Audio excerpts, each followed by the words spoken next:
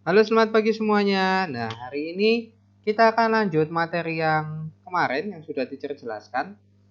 Kita akan belajar bagaimana cara memulai rumus dan memanggil sel ke dalam rumus yang akan kita gunakan. Nah, sekarang kalian perhatikan ke depan. Teacher akan buat satu jenis tabel, misalkan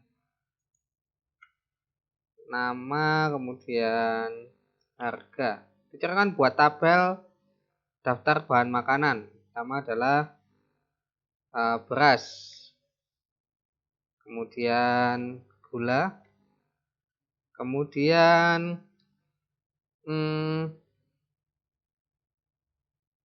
minyak.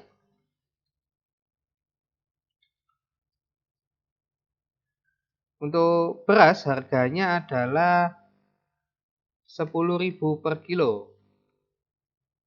Kemudian gula adalah 7.500 dan minyak misalkan 6.500. Nah, ini teacher misalkan aja ya. Jadi tidak harga aslinya. Cara akan berikan border di sini.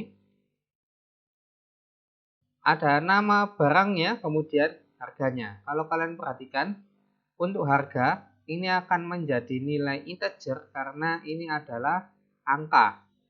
Makanya dia ke kanan. Kalau biasanya di matematika kita menuliskan suatu hitungan atau suatu penjumlahan, pengurangan, perkalian, menulisnya adalah seperti ini. Misalkan 10 dikali 6, maka sama dengan hasilnya adalah 60. Nah, coba kita perhatikan struktur yang ada di depan. Strukturnya adalah angka, operatornya apa? Operator itu bisa tambah, kurang, bagi, dan kali. Dikalikan dengan, ini dicermilnya kali, dikalikan dengan angka, kemudian sama dengan. Sama dengan ini adalah suatu simbol untuk menentukan hasil dari hitungan yang kita buat. Beda kalau di Excel atau di spreadsheet. Nah, dalam kasus ini kita belajar spreadsheet. Ini sama seperti di Excel, kita akan menggunakan rumusnya. Sebetulnya kalau kalian ganti menggunakan Excel itu sama aja. Nah, sama dengan itu adalah penunjuk awal memulai rumus. Jadi untuk memulai rumus diawali dengan sama dengan. Semua rumus teacher, iya. Semua rumus akan dimulai dengan sama dengan. Jadi kalau kita tidak memulai dengan sama dengan, contoh ya, misalkan 10 dikali 5 sama dengan, kalau kita enter, maka dia nggak akan muncul hasilnya. Ini diartikan sebagai string atau ya tidak akan terjadi apa-apa. Kalau misalkan kita menggunakan sama dengan di awal atau memulai rumus sama dengan 10 dikali itu simbolnya adalah bintang. 5 kalau kita enter sama dengan 50.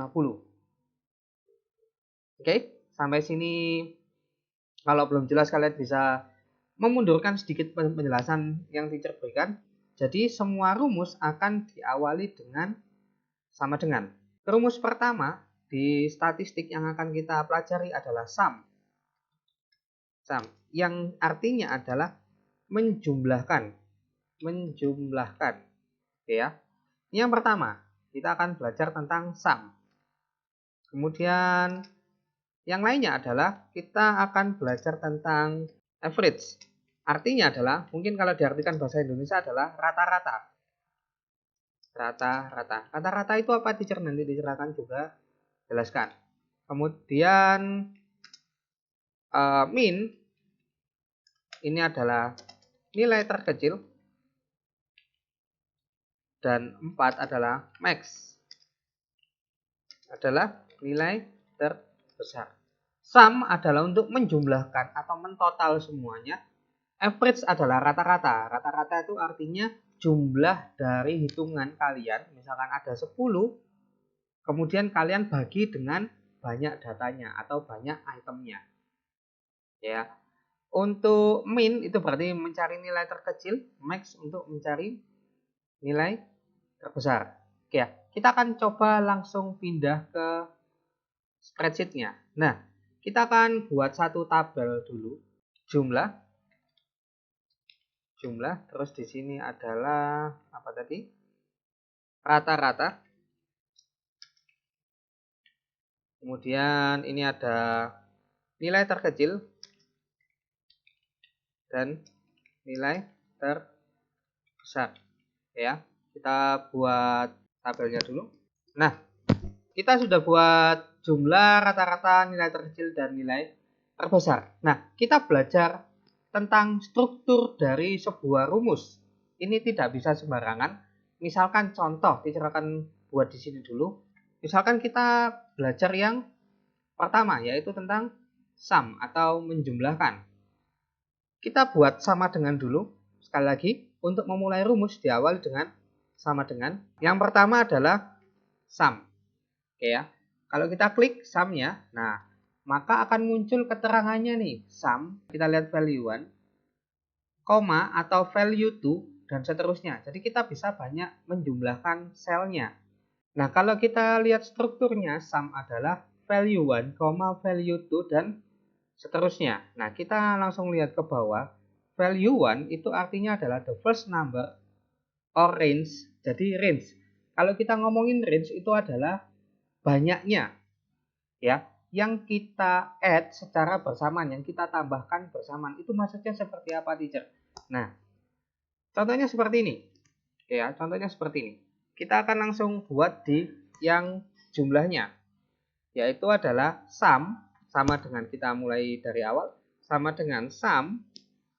Ya, kita klik.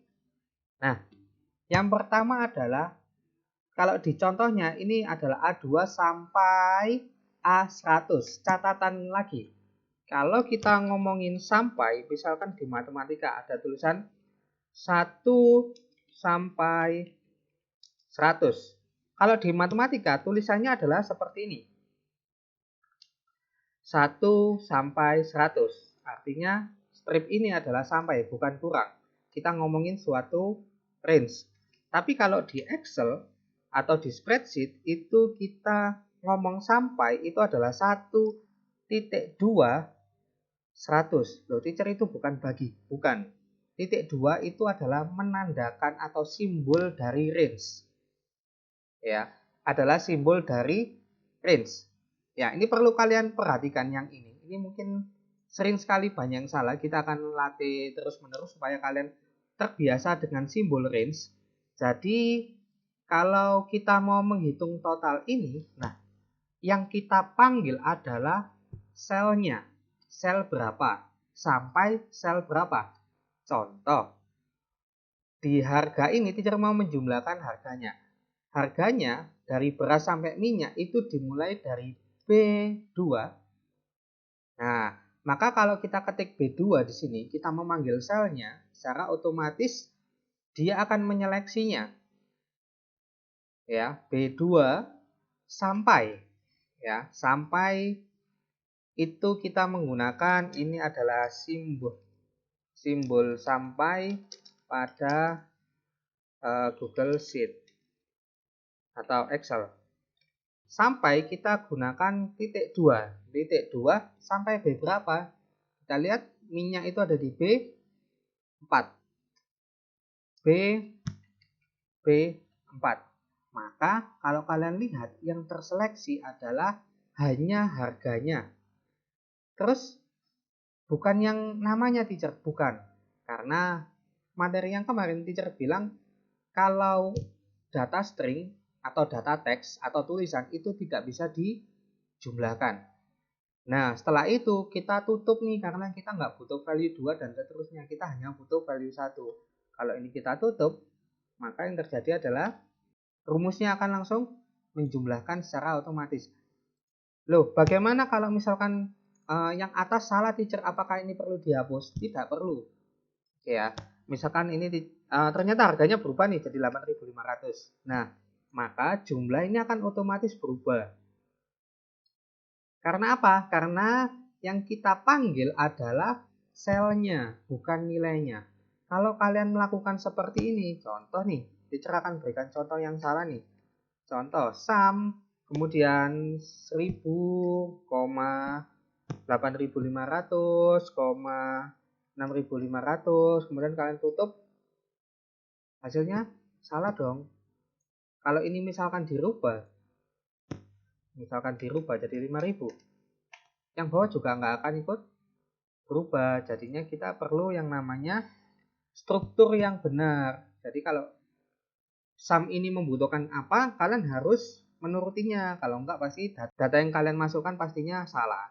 Kayak kalau kita sudah berhubungan dengan rumus, ini catatan sedikit, kalau misalkan kita sudah berhubungan dengan rumus, pasti kita akan lebih sering memanggil sel. Kita tidak perlu menuliskan nilainya, karena itu akan membuang-buang waktu, dan kalau misalkan teacher ganti nilainya yang atas, otomatis rumus kalian tidak akan berubah. Ya, jadi tadi B2 sampai B4. Yang kedua adalah average. Ya, average sama dengan lagi average. Nah, ada diklik, kita lihat average. Nah, ini artinya adalah range-nya tadi yang dikalkulasi di rata-rata. Ya. Nah, average sama, yaitu B2 sampai B4, kemudian ditutup. Nah, rata-rata dari belanja kalian adalah 8.333,3333. Nah, ada satu lagi nih, loh, ada titik teacher. Ya, titik itu kalau kita menggunakan beberapa aplikasi itu dibaca sebagai koma. Jadi koma sendiri itu adalah separasi atau separator. Nah, kalau titik itu dibaca sebagai koma. Jadi kita akan banyak belajar tentang simbol-simbol yang berubah seperti yang kalian pelajari di dunia aslinya. Ya, jadi titik ini artinya adalah koma. Jadi tidak usah bingung dengan seperti ini. Kemudian nilai terkecil adalah min, sama. Jadi kita yang dipanggil adalah sama-sama range ya. Kalian kalau lihat keterangannya yang dipanggil adalah range-nya, yaitu B2 sampai B4. Kemudian tutup. Kita nggak perlu cari nih, ternyata nilai terkecil adalah 6.500. Nah, kemudian nilai terbesar adalah max B2 sampai B4. Oke, nilai terbesar adalah 10.000. Kalau ini misalkan teacher ganti menjadi 3.500, maka yang bawah akan juga ikut ganti, semuanya juga akan ikut ganti.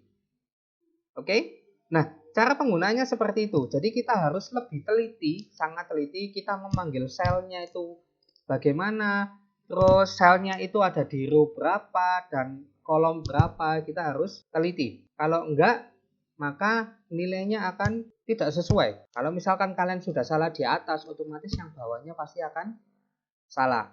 Nah, Excel ini atau spreadsheet ini kita belajar untuk teliti. Kita hanya perlu memanggil sesuai dengan prosedur yang diminta. Ingat, sesuai dengan prosedur yang diminta. Tugas kalian hari ini adalah, teacher mau kalian buat seperti ini, sum, average, min, dan max. Kalian buat tabel lagi di bawahnya. Teacher sudah siapkan satu lembar kerja, daftar bahan makanan yang cukup lengkap. Jadi kalian tinggal menambahkan ini di bawahnya. Kemudian ini kalian berikan rumus sesuai dengan yang sudah teacher jelaskan tadi, rumus sum, average, min, dan max. Oke? Semangat, selamat mengerjakan. Bye.